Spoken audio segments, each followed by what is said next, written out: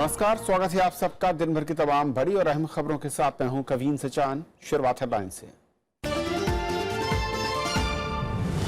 उत्तर प्रदेश में 60%, मणिपुर में record 86% voting. जनता का फैसला ईवीएम में बंद। 11 मार्च को होगा नतीजों का ऐलान।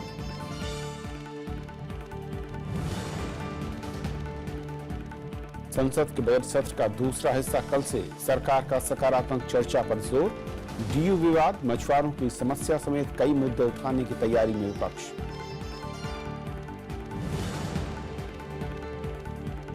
अजमेर ब्लास्ट मामले में असीमानंद और इंद्रेश कुमार बरी। ट्रेन धमाके और लखनऊ हमले की जांच में जुटी एनआईए।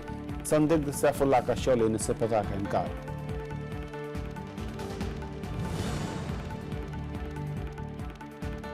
महिलाओं के प्रति बढ़ते अपराध पर राष्ट्रपति ने जताई चिंता। लैंगिक समानता और महिला सशक्तिकरण पर जोर। प्रधानमंत्री ने नारी शक्ति के साहस और समर्पण को किया नमन।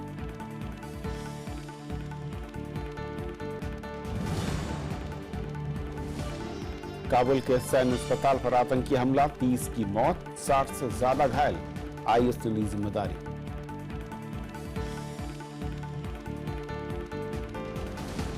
और आइए देखते हैं पहली खबर।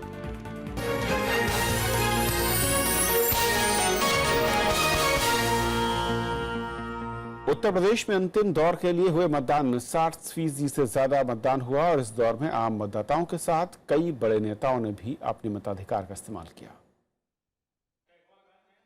उत्तर प्रदेश विधानसभा चुनाव के 7वें और अंतिम चरण के लिए बुधवार को वाराणसी समेत 7 जिलों की 40 सीटों पर वोट डाले गए। महिलाओं और युवा वोटरों ने वोटिंग को लेकर खासी दिलचस्पी दिखाई। इस बार यही सोचा था भैया कुछ गरीबन कर अच्छा करेंगे और क्या कही, बस भैया इतना सबके। हाँ, आज महिला दिवस है। नाश्ता भी बांट रहे हैं भाई, सब कोई अच्छे से हो रहा है, सबको पानी भी पिलाया रहा है, महिला को अच्छे से सब स्वागत भी यहाँ पर हो रहा है। उत्तर प्रदेश में अंतिम चरण के लिए हुए मतदान में आम लोगों के साथ कई बड़े नेताओं ने भी शिरकत की। अब मुझे लगता है कि पूरी उत्तर प्रदेश विकास के केंद्र बिंदु में आ गया है। एम्स की स्थापना हो रही है पूरी उत्तर प्रदेश में, तो पूरी उत्तर प्रदेश के लोग अब इलाज के लिए दिल्ली के बजाय गोरखपुर चले जाएंगे। जो आज उत्तर प्रदेश की राजनीति में सक्रिय है, हर किसी की साख दांव पे लगी हुई है, क्योंकि हम सभी कहीं ना कहीं चाहते हैं कि जिस क्षेत्र से हम जुड़े हैं उस क्षेत्र को हम जीते। और जहां तक हमारे गठबंधन का सवाल है तो मुझे पूरा विश्वास है कि हम एक सीट जीतने जा रहे हैं और उत्तर प्रदेश के अंदर अगली सरकार एनडीए गठबंधन की ही बनेगी। चुनाव आयोग ने वोटिंग को बढ़ावा देने के लिए इस बार खासे इंतजाम किए। भदोही में अमराई समेत कई मॉडल बूथ बनाए गए। No, definitely the voting percentage has gone high, and in the context of UP, if you see, I think it has been a good voter turnout. Not possible exactly, but yes, there were few people waiting, so it might increase marginally more. 7वें चरण में कुल 535 उम्मीदवार मैदान में हैं। 11 मार्च को उत्तर प्रदेश, उत्तराखंड, पंजाब और गोवा के साथ साथ मणिपुर विधानसभा चुनाव के नतीजे भी घोषित किए जाएंगे। Bureau report, Rajya Sabha TV. उधर मणिपुर विधानसभा के दूसरे और आखिरी दौर में रिकॉर्ड 86% वोट पड़े हैं। आज हुए 22 सीटों के लिए वोटिंग को लेकर लोगों में खासा उत्साह दिखा और इस दौर में ज्यादातर सीटें पहाड़ी इलाकों में थीं। ये तस्वीरें हैं मणिपुर की, जहां दूसरे दौर की 22 सीटों के लिए सुबह से लोग कतार में नजर आए। युवा मतदाता खासे उत्साहित दिखाई दिए और भारी तादाद में वोट डालने पहुंचे। I'm here to vote just to upgrade the economic status, that is to remove unemployment and poverty. A free job, because even the merit student people, they are not elected, and then only those who are not qualified, they are elected by giving money and all. That is what I want, because even the merit student people, they are not elected, and then we're unemployed. कई मतदान केंद्रों पर पहली बार vote डालने वालों को उपहार भी दिए गए। मतदाताओं ने कहा कि वोट डालते समय विकास, रोजगार और शिक्षा का मुद्दा उनके जहन में रहा। इस वोट से हम चाहते हैं कि पढ़ाई अच्छा हो और अच्छा जॉब मिले फ्यूचर में। संवेदनशील बूथों पर सुरक्षा के खास इंतजाम किए गए। छिटपुट घटनाओं को छोड़कर मणिपुर में मतदान पूरी तरह शांतिपूर्ण रहा। The total turnout for this phase has been 86%, and in which the male percentage is 84 and female percentage 89. Manipur चुनाव में 7 जिलों के निर्माण और आर्थिक नाकेबंदी का मुद्दा मतदान में छाया रहा। दूसरे दौर की 22 सीटों पर मतदान खत्म होने के साथ ही 98 उम्मीदवारों की किस्मत ईवीएम में बंद हो गई। मणिपुर में पहले दौर की 38 सीटों पर 4 मार्च को मतदान हुआ था। अखिलेश सुमन, राज्यसभा टीवी। और ओवरऑल चुनाव पर और बातचीत करने के लिए हमारे साथ वरिष्ठ पत्रकार नीरजा चौधरी हैं। नीरजा, स्वागत है आपका। नीरजा, आज मैं कहूं कि वोटिंग के साथ जो एक लंबा चुनाव का कार्यक्रम शुरू हुआ था, मैं कहूं कि एक पड़ाव आया है। 11 तारीख को जरूर रिजल्ट आएंगे, लेकिन इस दौर में और ओवरऑल मैं कहूं क्या बड़ी चीजें आपने देखी, क्योंकि आपने अलग अलग इलाकों का दौरा किया। क्या दलों की घोषणा पत्र, उनके वादे, नेताओं की लोकप्रियता या फिर लोकल फैक्टर? देखिए, ये एक चीज तो स्पष्ट रही कि इसमें कोई वेव नहीं था। जैसे 2014 में नरेंद्र मोदी के लिए वेव था, इस बार ऐसा कुछ वेव नहीं था। जैसा कि माने कि 403 कॉन्स्टिट्यूएंसी का एक जैसे होता है एग्रीगेट इकट्ठा होना, ये वो एक इलेक्शन था जी। लेकिन इसमें 2 चेहरे फिर भी बहुत अहम रखते हैं हमारे चुनावों में आजकल, और ज्यादा ही ज्यादा रखते जा रहे हैं। 2 चेहरे जो बहुत सामने आए इस समय, और पॉपुलर चेहरे, मैस अपील वाले चेहरे, वो था अखिलेश यादव और नरेंद्र मोदी। नरेंद्र मोदी तो मानिए बीजेपी के कैंडिडेट की तरह ही थे 403 कॉन्स्टिट्यूएंसीज में, और जो लोग उनके समर्थक उनके लिए वोट कर रहे थे वो ओपनली कहते थे हम मोदी के लिए वोट कर रहे हैं, भाजपा का नाम वो नहीं लेते थे। अखिलेश यादव बनाम नरेंद्र मोदी ये चुनाव था। मैं जब नवंबर में गई थी उत्तर प्रदेश, तो मुझे उस समय लगा था कि ये चुनाव अखिलेश यादव का है, जिस तरह से 2014 नरेंद्र मोदी का था। लेकिन उसके बाद गठबंधन हुआ, कई चीजें हुई, और शुरुआत के 2 राउंड्स में बहुत अच्छा किया गठबंधन ने, समाजवादी पार्टी और कांग्रेस के जी। और फिर मोदी जो जैसे जैसे बढ़ते गए, तो क्या सवाल ये हो गया है अब अंत में जब हम आए हैं कि क्या मोदी अखिलेश यादव पर भारी पड़ेंगे या क्या अखिलेश यादव मोदी पर भारी पड़ेंगे उत्तर प्रदेश के चुनाव में। और अंत में ये बहुत ही क्लोजली कॉन्टेस्टेड चुनाव रहा है। कौन आगे होगा? क्या बीजेपी आगे होगी? कई लोग मानते हैं बीजेपी को एज है इस समय। क्या समाजवादी पार्टी अल्टीमेटली बीच में उनका मोमेंटम एकदम पीटर आउट कर गया था, क्या वो लास्ट राउंड में मेकअप करेंगे? मायावती की क्या पोजीशन होगी? उनका कैप्टिव वोट बैंक है। पिछली बार भी 2012 में उनको 80 सीटें मिली थी, जबकि उनके खिलाफ एक एंटी इनकम्बेंसी थी, तो उनका वोटर साइलेंटली वोट देता है। और मुस्लिम ने भी टैक्टिकल वोटिंग दी है, उन्होंने तकरीबन 100 कैंडिडेट्स भी मुस्लिम उतारे बीएसपी पे। तो कहाँ जाके ये बैठेगी गोटी, ये 11 को पता लगेगा। लेकिन आज का राउंड बहुत ही क्रिटिकल था भाजपा के लिए, प्रधानमंत्री के लिए, और इस पूरे चुनाव में पंजाब से लेकर मैं अगर यूपी की बात करूं, गोवा से लेकर मणिपुर तक, क्या ऐसा लगता है कि खासतौर पर उत्तर भारत में और उत्तर प्रदेश और उत्तराखंड अगर बात करूं, जाति चुनावों पर हावी रही है, मुद्दों और पार्टियों से ऊपर रही है? लेकिन जैसा कि आपका आकलन है, क्या यह माना जाए कि इंडिविजुअल बड़े चेहरों की छवि जातियों के बैरियर को तोड़ती हुई दिखी है इन चुनावों में? देखिए, मुझे लगता है जाति हावी रही है। उत्तर प्रदेश जैसे प्रदेश में जाति बहुत समय से हावी रही है और आज भी हावी है। लेकिन ये कहना कि मुद्दे एकदम गौण हैं, मैं नहीं मानती हूँ, क्योंकि जैसे कि नोटबंदी का मुद्दा बातचीत में आया उत्तर प्रदेश में, चुनाव के डिस्कोर्स में, डिस्कशन में, और कई बिरादरियां थी जिन्होंने जिनको गुस्सा था। जाट्स जो कि फार्मर्स हैं, किसान हैं, उनको बहुत गुस्सा था नोटबंदी से। ट्रेडिंग कम्युनिटी, बनिया कम्युनिटी जो कि भाजपा की समर्थक रही है बहुत दशकों से, उनको भी बहुत गुस्सा था। और छोटे लोग जिनकी नौकरियां खो गई थी, जो दिहाड़ी काम करते हैं, उनको भी गुस्सा था। जो जैसे कि यूपी में ब्रास की इंडस्ट्री है, बैंगल्स की इंडस्ट्री है, ताले की इंडस्ट्री है, उनमें से जिनकी जो बिल्कुल ही ठप हो गई, बंद हो गई, उन लोगों को गुस्सा था। लेकिन दूसरी तरफ एक गरीब तबका भी है उत्तर प्रदेश में, जिनको लगता था कि नोटबंदी से प्रधानमंत्री ने बहुत बड़ा काम किया है, अमीरों को ठिकाने लगाया है, उनकी टुकाई की है और आगे जाके बहुत अच्छी चीजें करने वाले हैं। तो हाँ भी था और ना भी था, दोनों नेगेटिव भी था इसका इम्पैक्ट, पॉजिटिव भी था। तो और अखिलेश यादव का जो काम है, कई लोगों ने उसका जिक्र किया, तो ये सही नहीं है कि मुद्दे एकदम गौण थे, मुद्दे भी बहुत आप करें कि जाति और मुद्दे थे इस चुनाव दोनों खड़े थे अपनी जगह पर, और चेहरों की तरफ मतदाताओं की नजर जरूर थी, जो बड़े चेहरों जिनका आपने जिक्र किया। इंतजार करना होगा 11 तक। बहुत बहुत शुक्रिया गिरिजा इस पूरी बातचीत के लिए और वक्त देने के लिए आपका। और ये थी पहली खबर, छोटा सा ब्रेक और ब्रेक के उस पार दिन भर की दूसरी बड़ी खबरें।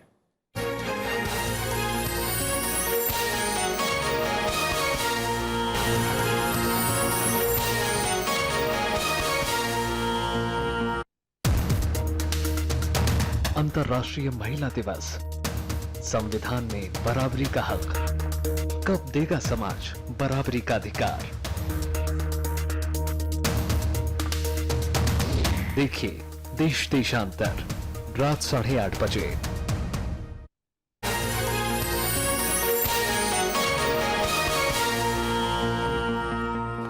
संसद में बजट सत्र का दूसरा हिस्सा कल से शुरू हो रहा है। सरकार ने सदन की सुचारू कार्रवाई के लिए सभी दलों से सहयोग मांगा। सरकार की कोशिश जीएसटी बिल समेत कई दूसरे बिलों को पास कराने की होगी, तो वहीं विपक्ष ने विभिन्न मुद्दों पर चर्चा कराने को लेकर नोटिस दिया है।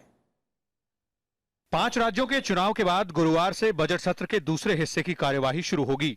इस दौरान बजट पर चर्चा के अलावा जीएसटी समेत कई विधेयक दोनों सदनों में पारित करने के लिए रखे जाएंगे। सरकार ने सभी दलों से सदन की कार्यवाही चलाने में सहयोग मांगा है। अच्छा बहस हो जाए विषयों के बारे में, बजट का सत्र है, इसलिए बजट के बारे में विस्तार से चर्चा के लिए सरकार तैयार है। मैं चाहता हूं सभी पॉलिटिकल पार्टीज भी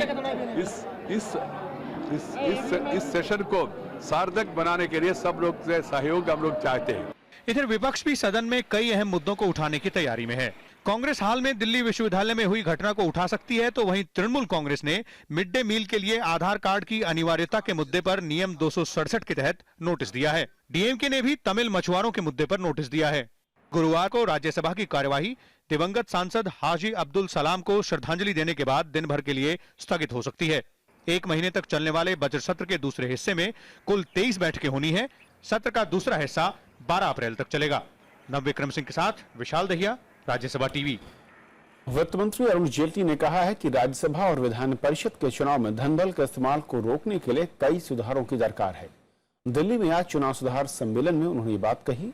वित्त मंत्री ने आम चुनाव में पारदर्शी चुनावी फंडिंग के लिए मॉडल विकसित करने की जरूरत बताई। उनके मुताबिक इसके लिए कैशलेस डोनेशन या इलेक्टोरल बॉन्ड बेहतर हो सकते हैं।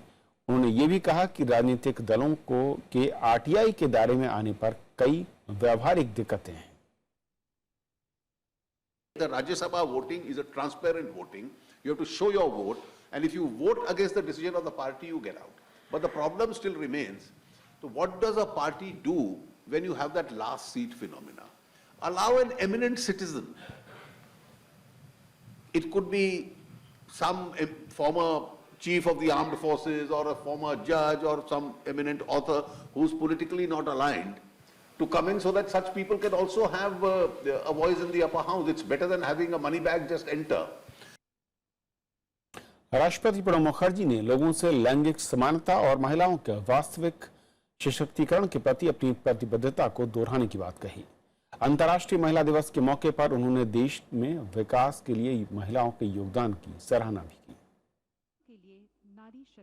राष्ट्रपति प्रणब मुखर्जी ने महिलाओं के खिलाफ बढ़ते अपराध पर चिंता जताई है। अंतर्राष्ट्रीय महिला दिवस पर राष्ट्रपति भवन में आयोजित कार्यक्रम में उन्होंने महिला सशक्तिकरण और समान अधिकारों की बात कही। इस मौके पर राष्ट्रपति ने देश के विकास में महिलाओं के योगदान का जिक्र भी किया। Our constitutions and the directive principles enshrined in the constitution clearly give the guidelines in formulating the state policies, how one should provide the equal treatment and encouragement to the advancement of women. महिला और बाल विकास मंत्री मेनका गांधी ने महिलाओं को सशक्तिकरण के लिए सरकार की तरफ से चलाई जा रही योजनाओं की जानकारी दी। We not only provide training and capacity building to women artisans to come on board on this platform, there are no service charges of any kind. We are now expanding this to establish the National Women's Entrepreneurship Council, which will cater to women who want to take the entrepreneurial route for economic development. And one day this will be as important as CII, ASSOCHAM, FICCI, in influencing government policy to reduce the gender disparities. राष्ट्रपति प्रणब मुखर्जी ने इस मौके पर 2016 के स्त्री शक्ति पुरस्कार प्रदान किए। महिला दिवस पहली बार 1909 में मनाया गया था और 1975 से संयुक्त राष्ट्र संघ ने इसे मनाना शुरू किया। महिलाओं के प्रति सम्मान में इस दिन को महिलाओं के आर्थिक, राजनीतिक और सामाजिक उपलब्धियों के उत्सव के तौर पर मनाया जाता है। Bureau report, Rajya Sabha TV. प्रधानमंत्री ने देश भर में महिला सरपंचों के काम की तारीफ की है। महिला दिवस के मौके पर गुजरात में उन्होंने महिला सरपंच सम्मेलन को संबोधित किया। उन्होंने कहा कि महिला सरपंच तमाम दिक्कतों के बावजूद पुरुषों से बेहतरीन काम करती हैं और अपने काम के लिए लगातार प्रयास करती हैं। नरेंद्र मोदी ने कहा कि गांधी जी की 150वीं जयंती पर देश को स्वच्छ बनाने की पूरी कोशिश करनी होगी। साथ ही भ्रूण हत्या, घरेलू हिंसा और कई सामाजिक बुराइयों को मिटाने में महिला सरपंच अहम भूमिका निभा सकती हैं। प्रधानमंत्री ने इस मौके पर महिला सरपंचों को अपने गांव को स्वच्छ बनाने के लिए सम्मानित भी किया। स्वच्छता और महिला सीधा सीधा संबंध है, क्योंकि आज तक हर प्रकार की स्वच्छता बनाए रखने में अगर सबसे ज्यादा किसी ने योगदान दिया है तो हमारे देश की नारी शक्ति ने दिया हुआ है। हर प्रकार की स्वच्छता। उपराष्ट्रपति मोहम्मद हामिद अंसारी ने तमिल मछुआरे की हत्या की निंदा की है। जकार्ता में श्रीलंका के राष्ट्रपति से मुलाकात कर उन्होंने यह मुद्दा भी उठाया, जिसके बाद श्रीलंका ने मामले की जांच के आदेश दिए। जकार्ता से स्वदेश वापसी के दौरान विशेष विमान में उपराष्ट्रपति ने कहा कि आतंकवाद के खिलाफ सभी देश एकजुट हैं। जकार्ता में श्रीलंका के राष्ट्रपति मैत्रीपाला सिरिसेना से मुलाकात के दौरान उपराष्ट्रपति मोहम्मद हामिद अंसारी ने तमिल मछुआरे की हत्या का मुद्दा उठाया। मछुआरे की हत्या की खबर मिलने के कुछ ही घंटे बाद उपराष्ट्रपति ने जकार्ता में IORA सम्मेलन से इतर सिरिसेना के साथ द्विपक्षीय वार्ता की। 2 दिवसीय यात्रा से वापसी के दौरान विशेष विमान में उपराष्ट्रपति ने इस बात की जानकारी दी। He had spoken to the chief of the Sri Lankan Navy, who had said that no such incident from this side of Sri Lankan forces took place. He has ordered, the president has ordered full investigation. That report should be made to him. उपराष्ट्रपति ने कहा कि Indian ocean rim association सम्मेलन में सभी देशों ने आतंकवाद के खिलाफ सख्त कार्रवाई की हिमायत की। You've seen the declaration against violence and extremism. I think it expresses everybody's view that violence in any form is an undesirable thing for civilized life. सम्मेलन में उपराष्ट्रपति मोहम्मद हामिद अंसारी ने आतंकवाद के खिलाफ जीरो टॉलरेंस की नीति पर जोर दिया। साथ ही आतंकवाद को बढ़ावा देने वाले देशों को अलग थलग करने की भी बात कही। 2 दिन चले इंडियन ओशियन रिम एसोसिएशन में हिंद महासागर क्षेत्र में आने वाले 21 देश शामिल हुए। इसके अलावा अमेरिका, ब्रिटेन, चीन, फ्रांस, जर्मनी समेत 7 डायलॉग पार्टनर के तौर पर भी देश शामिल हुए। अपर्णा पारेख के साथ ब्यूरो रिपोर्ट, राज्यसभा टीवी।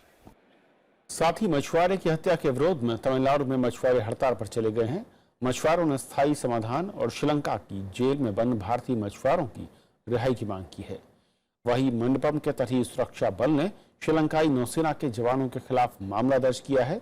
मंगलवार को श्रीलंकाई नौसेना ने रामेश्वरम में एक मछुआरे को समुद्री सीमा उल्लंघन के आरोप में गोली मार दी थी।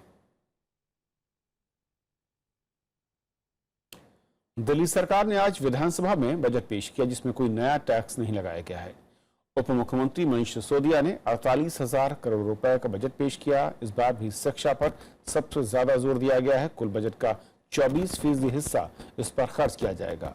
इसके बाद स्वास्थ्य और परिवहन व्यवस्था को तरजीह मिली है।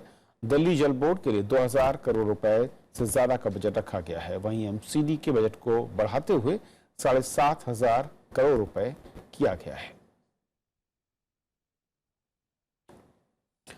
राष्ट्रीय जांच एजेंसी ने कल हुए ट्रेन धमाके और लखनऊ मुठभेड़ की जांच शुरू कर दी है। उत्तर प्रदेश पुलिस ने दावा किया कि सैफुल्ला आतंकी संगठन आईएस की विचारधारा से प्रेरित था।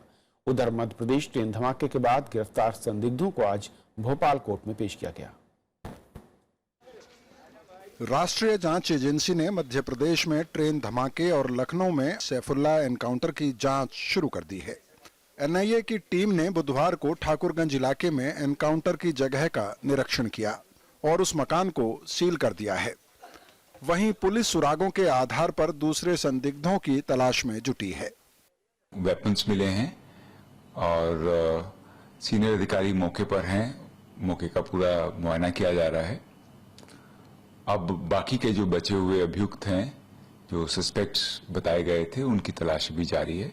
सैफुल्ला के पिता ने बेटे का शव लेने से इनकार कर दिया है।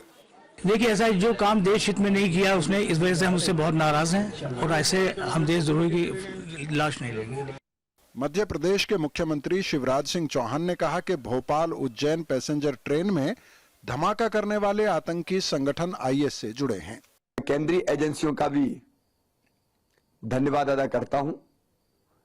बेहतर सामंजस्य के कारण, बेहतर तालमेल के कारण ये तीनों आतंकी पकड़े गए। लखनऊ के चौथे आतंकी का भी पता लगा। विपक्ष ने इन घटनाओं को खुफिया एजेंसियों की नाकामी करार दिया है और पूरी जांच को सार्वजनिक करने की मांग की है। In an election going state, where Prime Minister is camping day in and day out, there if it can happen, it is a miserable failure of the intelligence and also it is a miserable failure of the law and order. The Home Minister's own place, home place, this is happening. It is most unfortunate. But all the investigations, we hope, will be done properly and all the links and associated conspiracies, everything will be brought to the light. गृह मंत्रालय जांच पर नजर बनाए हुए है। सूचना और प्रसारण मंत्री एम वेंकैया नायडू ने आतंकवाद के खिलाफ राजनीतिक एकता पर जोर दिया है। The country has to stay united and fight these forces irrespective of who is in power at the center of the state. There is a need for a much more stronger action against such forces and nobody should encourage evil forces, separatist forces or anti-national forces. मंगलवार को Bhopal Ujjain passenger train में शाजापुर के पास धमाका हुआ। सुराग के आधार पर पिपरिया से 3 संदिग्धों को गिरफ्तार कर पूछताछ की गई। उनसे मिली जानकारी के बाद कानपुर से 2 लोगों को पकड़ा गया, जहां से लखनऊ के ठाकुरगंज में सैफुल्ला के छुपे होने की खबर मिली। करीब 12 घंटे चले एनकाउंटर के बाद एटीएस ने उसे मार गिराया। उसके पास हथियार, पासपोर्ट, सिम कार्ड, रेलवे का नक्शा और आईएस से जुड़े दस्तावेज मिले हैं। Bureau report, Rajya Sabha TV. Jammu Kashmir की राजधानी श्रीनगर में पुलिस ने हिजबुल मुजाहिदीन से जुड़े 3 संदिग्धों को गिरफ्तार किया है। पुलिस ने इन्हें श्रीनगर के बेमिना बाईपास पर चेकिंग के दौरान गिरफ्तार किया। इनके पास से हथियार और गोला बारूद बरामद किया गया है और इनसे अब पूछताछ हो रही है। जयपुर की एनआईए कोर्ट ने अजमेर दरगाह ब्लास्ट मामले में अपना फैसला सुना दिया है। कोर्ट ने इस मामले में स्वामी असीमानंद और आरएसएस नेता इंद्रेश कुमार समेत 5 को बरी किया है और 3 को दोषी ठहराया है। अजमेर दरगाह में 2007 में हुए विस्फोट में 3 लोगों की मौत हो गई थी और करीब 20 लोग घायल हुए थे।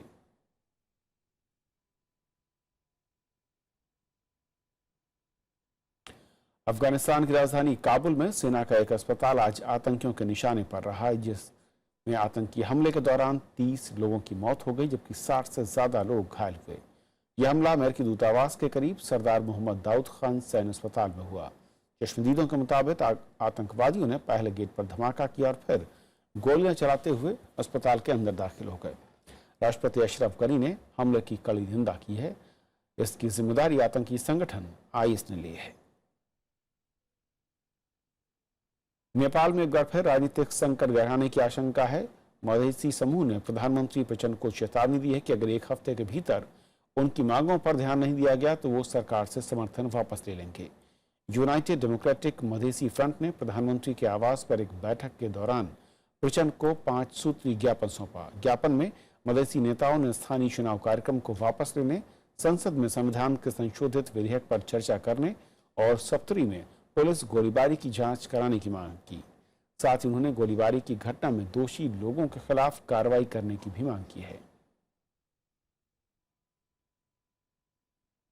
तो खबरों के आज के सफर में इतना ही। नमस्कार।